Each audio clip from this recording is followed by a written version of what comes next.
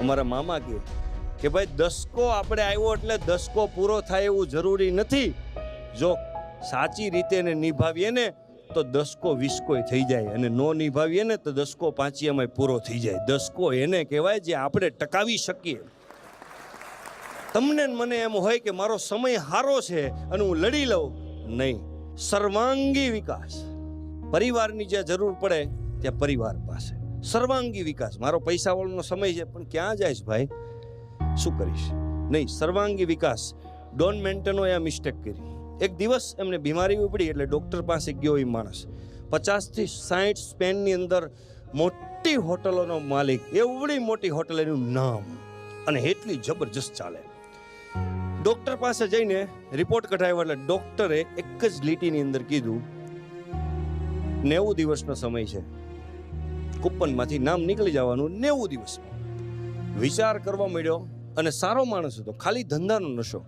એ વિચાર કર્યો આટલી જિંદગી મેં આ હોટલો બનાવવામાં કાઢી, હું મરી જાવ એનો પ્રોબ્લેમ નથી, એ તો જવાનું છે. ડૉક્ટરે કીધું એટલે કેન્સરની બીમારી છે, નીકળી જાય, પણ આ કારોબાર મારે આપવો કોને, આ કોને આપવો? વિચાર કરવા મળ્યો, અને કોઈને કીધું નહીં કે હું મરી જવાનું છું. એનો ખાસ એક માણસ હતો ને એને જ ખાલી કીધું કે આવી ઘટના બની છે. એટલે એ માણસે કીધું તમે આરામ કરો શેઠ. પણ એ ડોન મેન્ટન નક્કી કર્યું કે મારે એક માણસ સારો મારા સ્ટાફમાંથી શોધવો પડશે. પણ જો હું આ રીતે વાત કરીશ ને તો બધા હારા થઈને મારી સામે આવશે, પણ હું ભિખારીનો વેશ ધારણ કરું. એટલે પોતે એ મેન્ટનો ભિખારી બની ગયો અને પોતાની બધી હોટલ વિઝિટ કરવા માટે એણે નક્કી કર્યું. એની સારામાં સારી, એને જેના ઉપર વિશ્વાસ હતો ફૂલ, એની ઉપર એ હોટલે જઈને ઊભો રહ્યો અને ચોકીદારને જઈને કીધું કે ભાઈ થોડુંક જમવું છે. એટલે તરત ચોકીદાર કીધું હાલ આવ દે, આવા ભિખારીઓ હાલ્યા આવે, આવ દે, કાઢી મૂક્યો. એને આઘાત લાગ્યો, મરવાનો નહીં, મરવાનો હતો બીજો આઘાત કે જેની ઉપર એને પૂર્ણ ભરોસો હતો. એ હોટલ વાળાએ માનવતા નો દેખાડી. બીજી હોટલે ગયો, આજ વાત કરી, ત્યાં ઈ જ ઘટના બની. જવા દે, ભિખારી હાલ્યા આવે. વિચાર કર્યો આવી વાત છે, આવા માણસો છે મારી સામે તો સેટ આવો સેટ બેહો સેટ કરે, અને મારી પાછળ આ લોકો આવું કરે. એને એક માણસના રિયલ દર્શન કર્યા. કેટલી બધી હોટલો ફેર્યો, આ જ ઘટના. ચોકીદાર કો જવા દે, જાકારો આપે, એના મેનેજરો જાકારો આપે, કોઈ સારી રીતે થોડીક જમાડ્યું નહીં. એના ઘરનું થોડું જમાડવાનું હતું, શેઠનું જમાડવાનું હતું, પણ નહીં. પછી એણે એક હોટલે જવાનું નક્કી કર્યું, અને એ હોટલની અંદર એનો મેઇન માણસ જે સમગ્ર હોટલનું સંચાલન કરતો હતો, રસાયેલો, એનું નામ હતું રસાયેલો. એની પાસે જઈને એણે રજૂઆત ચેન્જ કરી, ભાષા ચેન્જ કરી, જમવાની ભાષા ન કરી, કંઈક બીજી રજૂઆત કરી કે હું એમાં સફળ થઈ જાઉં. ત્યાં જઈ અને કીધું તમારા મેનેજર રસાયેલોને મારે મળવાનું છે. એ કે અંદર છે, બોલાવો એને. ત્યાં જઈને કીધું કેમ છો, મજામાં? કે આગો રે, આગો રે. એનો શેઠ ઊભો છે ભિખારીના વેશમાં. એને કે આગો રે, બોલો શું કામ છે? કે તમારો શેઠ ડોન મેન્ટનો છે ને એનો મિત્ર છું. એવું કોણ કે છે? ડોન મેન્ટનો પોતે, કે તમારા શેઠનો મિત્ર છું. અને ભાઈ અમે નાના હતા ને ત્યારે સાથે હતા, પણ હવે હું પાયમાલ થઈ ગયો છું, ખાવાના પૈસા નથી, જો થોડુંક જમાડી ગયો ને તો કામ થઈ જાય. મારા શેઠનો મિત્ર છો, ડોન મેન્ટનો.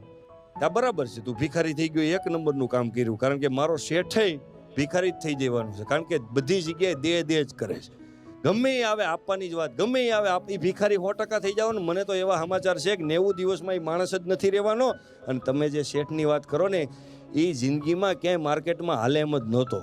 આ તો હું જે દિનો આ કંપનીમાં હોટલમાં આવ્યો ને તે દિવસથી આ પ્રોગ્રેસ હાલે છે, બાકી મારા શેઠની કોઈ તેવડ નથી. ઓલો કોટે ચડી ગયો, આટા મૂકી દીધા.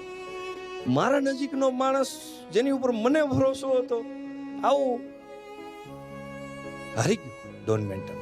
પછી એક માણસ એને નક્કી કર્યો કે જ્યારે મેં વર્ષો પહેલા એક નાની અમથી એક હિલ સ્ટેશન ઉપર એક હોટલ ચાલુ કરી હતી, ત્યાં એક ટ્રાય કરી જોઉં. અને ટ્રાય કરવા ગયો માણસ હિલ સ્ટેશન. વોચમેન ઊભો હતો, ભાઈ થોડુંક જમવું છે. વોચમેને વિવેકથી કીધું મારી ઓથોરિટીમાં નથી આવતું, મારો મેનેજર અંદર ફ્રી થાય એટલે હું એને બોલાવું, તમે એને પૂછી લો. આટલો વિવેકથી જવાબ આપ્યો એટલે થોડોક એનો વિશ્વાસ વધ્યો, એટલે ત્યાં બેઠો. મેનેજર આવ્યો, ભાઈ જમવાનું મળે, અત્યારે કસ્ટમરની ટ્રાફિક છે, બરાબર, આ પૂરી થાય એટલે હું તમને બોલાવું. બેઠો એનો શેઠ વાટે. કસ્ટમરો બધા વયા ગયા, રેસ્ટોરન્ટ બંધ કરવાનો ટાઈમ, અને પછી એનો મેનેજર બહાર નીકળે, ઓલા ભિખારી નીકળે, વયાવો અંદર, વયાવો, આમ સરળતાથી વયાવો અંદર. ડાઇનિંગ ટેબલ ઉપર થાળી પડે. એ જે રેસ્ટોરન્ટનો મેનેજર હતો એ મેનેજર અંદર હાથ ધોવા માટે જાય છે, આવે છે. જે થાળીની એ મેનેજરની થાળીમાં ભોજન હતું એ જ થાળીની ભોજન હતું ભિખારીની થાળીમાં. સેમ ટુ સેમ ભોજન, એક જ હરખું જમવાનું બેયને. હવે આ માણસ ગોટે ચડી ગયો કે જે હોટલમાં મેં મારી જીવનમાં ધ્યાન જ નથી આપ્યું પ્રોગ્રેસમાં, એ હોટલ આવી. મેં શું કર્યું મારા જીવનમાં? આપણા જીવનમાં બી ઘણીવાર એવું બને છે. મોટા મોટા માણસો જેની ઉપર આપણને ભરોસો હોય ને ભાઈ, આપણી આજુબાજુ અમારે આ ભાઈ છે ને, કંઈ કાકા કંઈ ઘટે નહીં, બરાબર. પણ સાહેબ, ખરા સમયે જેથી જરૂર પડે ને તેથી આપણા ગ્રુપનો છેવાડાનો એક નાનો માણસ આપણું કામ કરીને નીકળી જાય છે. એ આપણને ત્યારે અહેસાસ થાય છે કે ખોટી ટ્રાફિક કરી. આ બને છે ટ્રાફિક ખોટી, એને અહેસાસ જમતી વેળે થયો. બટકું નાખે કેમ એ માણસ મોઢામાં, સામેવાળાને એમ થયું કે આને જમવામાં સંકોચ થાય, પણ આ વિચારે ચડી ગયો. પછી એણે નક્કી કર્યું, મેનેજર હતો એને, એ ભાઈ તમે ચિંતા ન કરો, તમારો પહેરવેશ જોઈને હું કઈ આડું હોળું ન વિચારો, તમે શાંતિથી દિલથી જમી લો ભાઈ. અને આમ સાંભળો મારી વાત, આ તમે એવો વિચાર કરતા હશો કે તમને મારી હારવાર કેમ જમવા બેસાડ્યા. સંકોચ ન રાખતા, આજે સમય તમારો ખરાબ છે, કાલે સારો સમય આવી જાય, અત્યારે જમીન મોજ કરો. અને હું તમને મારું એક્ઝામ્પલ આપું ને ભાઈ, તો વર્ષો પહેલા હું ભીખ જ માંગતો, અને આ હોટલની અંદર છે ને મારો શેઠ ડોન મેન્ટનો, એ મારી મેનેજરની પોસ્ટ ઉપર કામ કરતો હતો.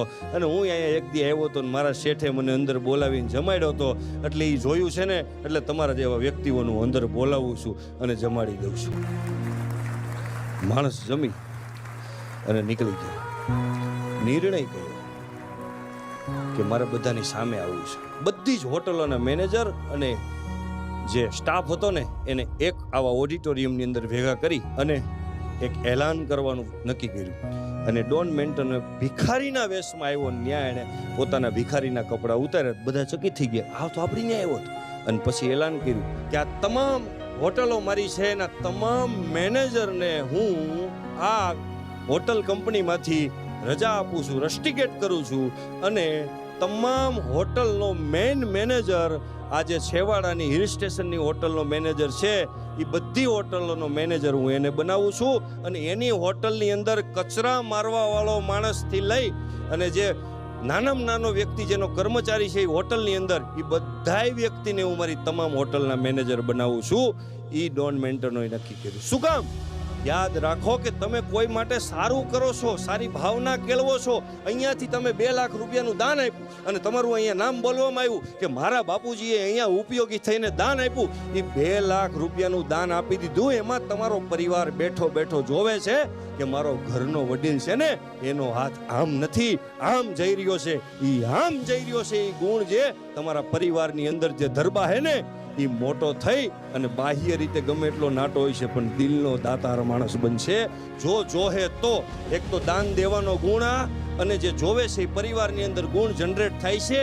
અને બીજી વસ્તુ કે એ હોટલની અંદર એક જ વ્યક્તિ એને જમાડ્યા હતા, છતાં પણ બધા લોકોને એના મેનેજર બનવું પડ્યું. એવી જ રીતે કોઈ ગ્રુપ, સંસ્થા કે સમાજની અંદર એક સારો માણસ ખાલી નીકળે છે ને, એની પાછળ આખેખો સમાજ અને ગ્રુપ તરી જતું હોય છે. ભલા માટે આપણે ધબકવાનું છે, બીજો ધબકે કે ન ધબકે. સાંભળજો હવે લોજિકલ વાત.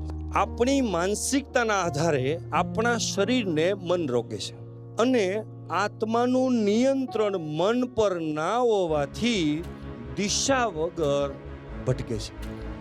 એનું સમાધાન શું કરવું? સિદ્ધિના શિખરે પહોંચવા માટે તમામ બાબતો આપણી અંદર જ છે. પ્રચંડ અવરોધો જે જીવનને વ્યર્થ બનાવે છે, જે આપણી માનસિકતા, અને આપણે જ આપણા શ્રેષ્ઠ મિત્ર અને શત્રુ છીએ. પણ કેવી રીતે? કેમ? એકવાર આ અવરોધને, એકવાર આ માનસિકતાને, એકવાર આ જડતાને, મારો ફાયદો હું, આ એકવાર આને નાબૂદ કરવાથી એકવાર જીતી લીધા આપણને, પછી બીજો દુનિયામાં કોઈ અવરોધ નહીં જન્મે.